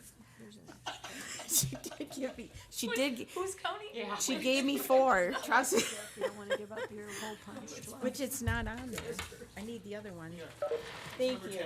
All right, number 10. All right. Discussion and possible action. Approval of the American Rescue Plan Act, ARPA funds, use towards Civitech Consulting zoning hub application. Move to delay that to the next meeting so as to review the service agreement with Cinetech Engineering before authorizing expenditure of funds. I'll second the motion. Okay, there's a motion and a second to delay discussion of the American Rescue Plan Act use of funds for Civitech. All those in favor? Aye. Aye. Opposed? Motion carries. And then we'll talk, if we could put a discussion on there too, Jamie, about just this chart you have. I noticed there's a couple of corrections we may need to make and updates. Which chart? The ARPA chart. There's dates and things on there we'll need to look at, okay? And thank you, and thank you. Keep it. Alrighty then, moving on. All right, and even we had fewer items and we're still running late. All right, last one. Number 16.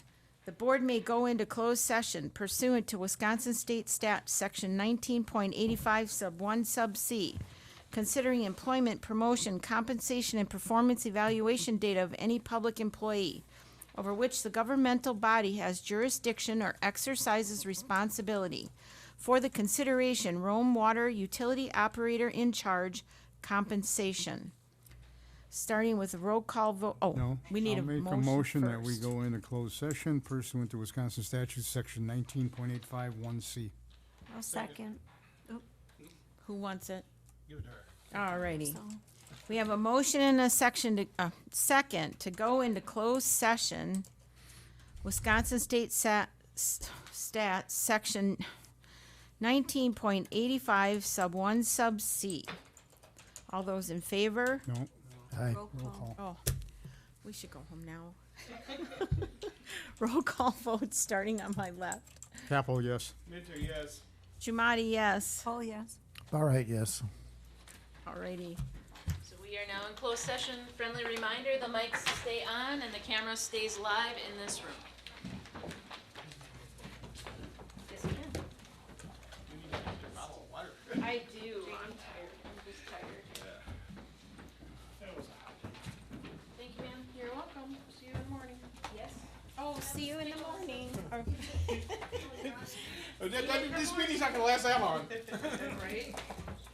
We hope. All right, so why is everyone seeing us in the morning? Is there another meeting tomorrow? Okay. Jamie said we didn't have to stick around. No, I'm just shutting down. I don't want it.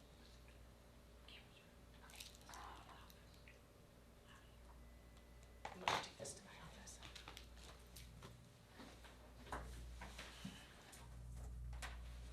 I should take this out, cause next time this is gonna be you.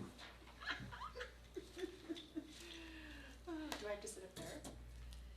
It makes it easier? It does make it easier, you can hear better. Okay. Okay.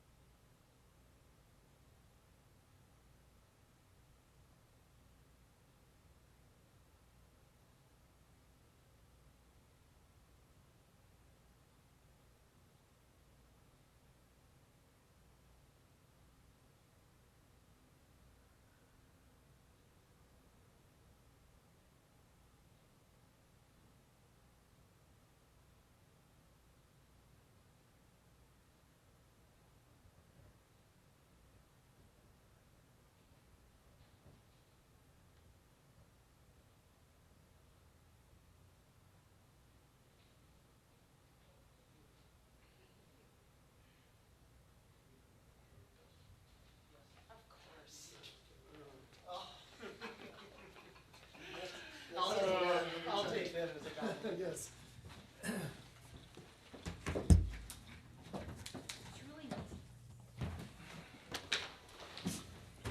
I thought you restrained yourself really well.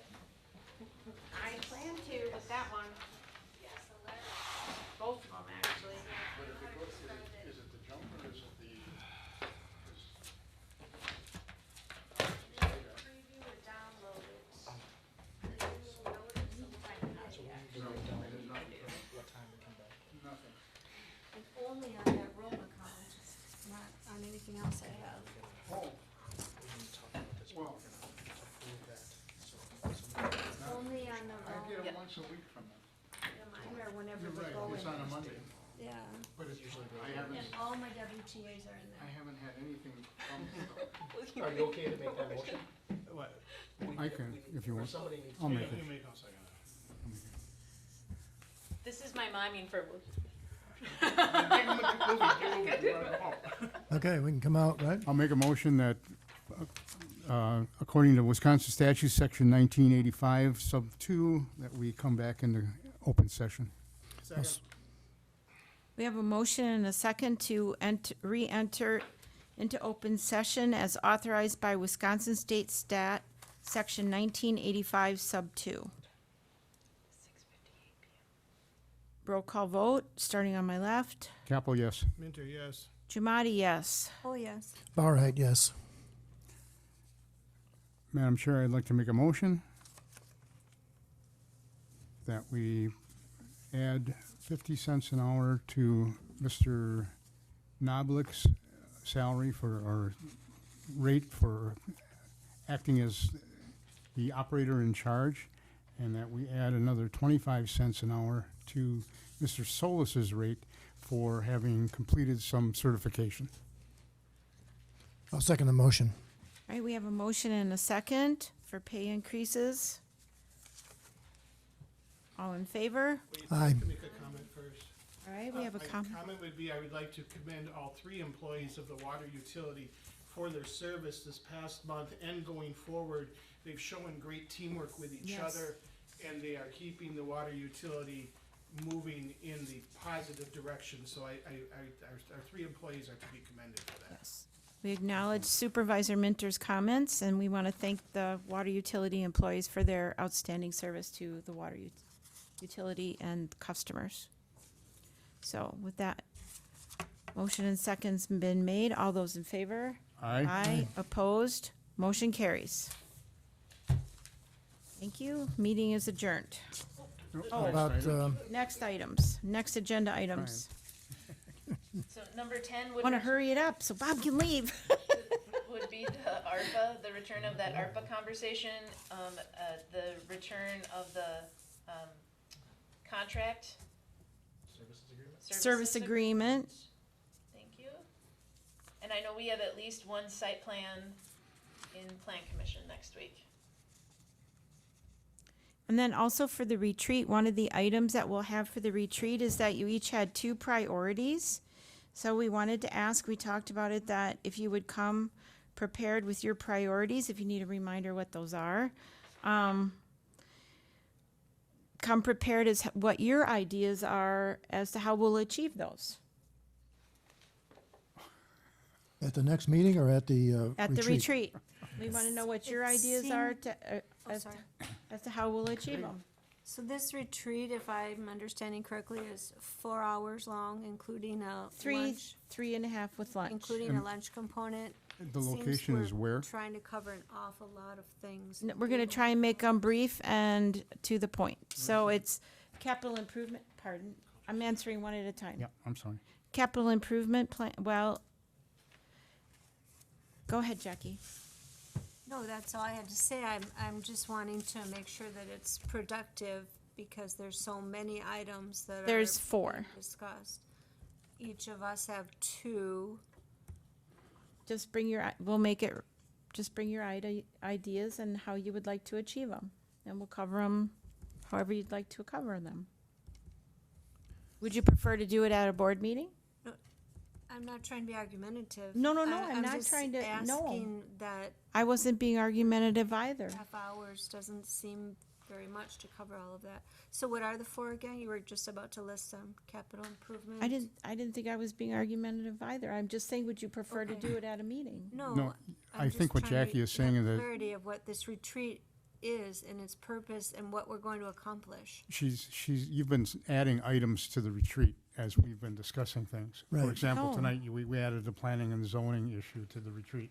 We added Parks and Rec too. We added Parks and Rec to the retreat last week.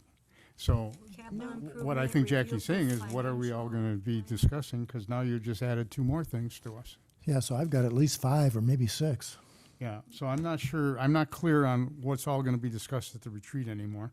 And then I need to know where the Wisconsin Cultural Center is, because I don't know. It's the old Wood Trust Bank right next to Goodwill, where they remodeled the old Wood Trust Bank, and that's the cultural center, the arts center. Between Next to Goodwill, it got me there.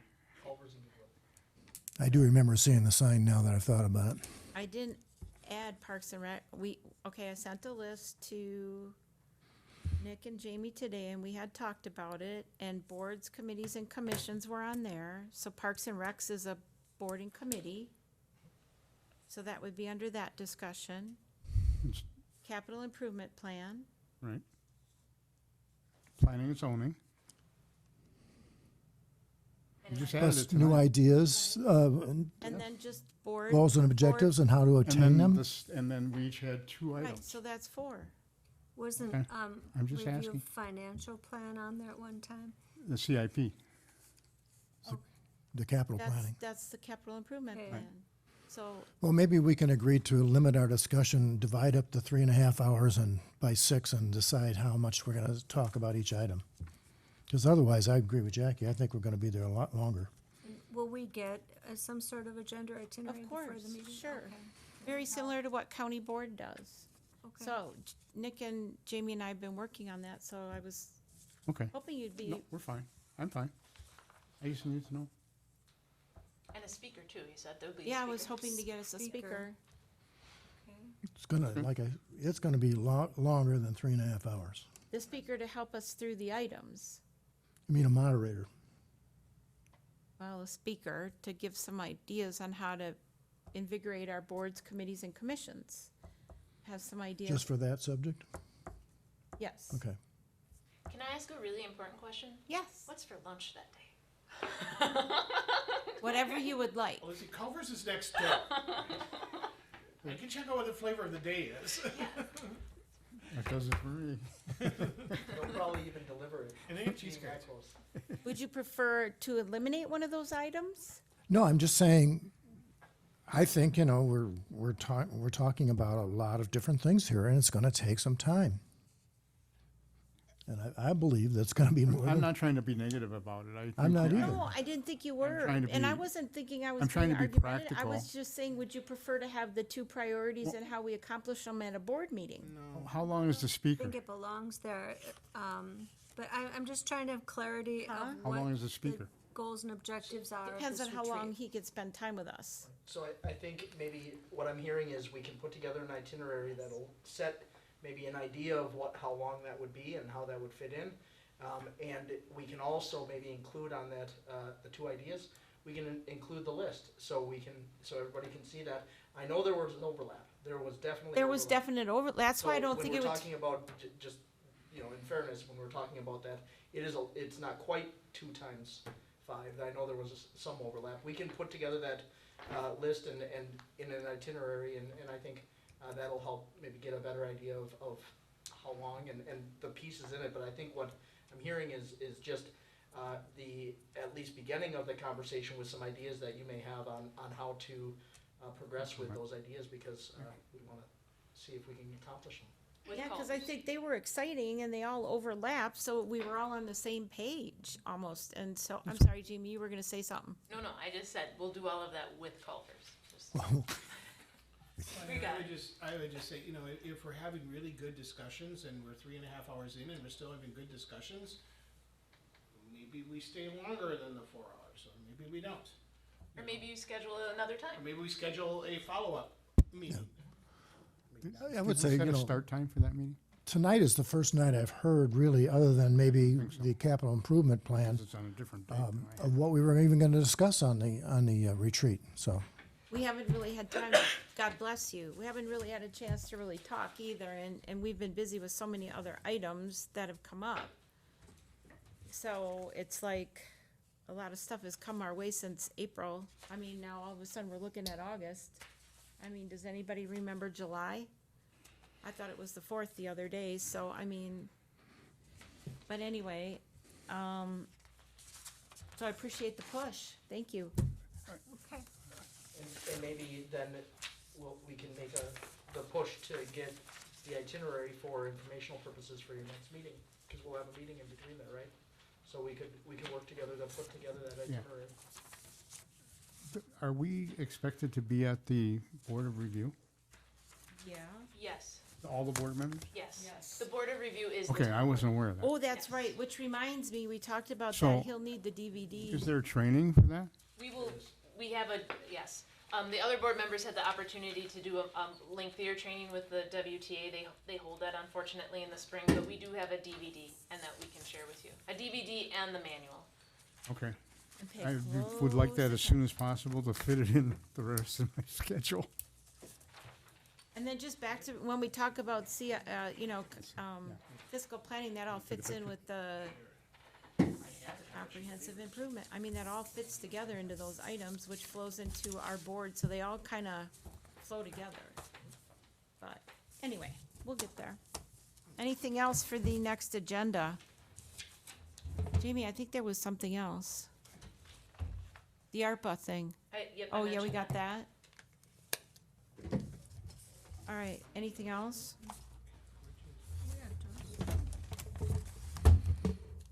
We're all set?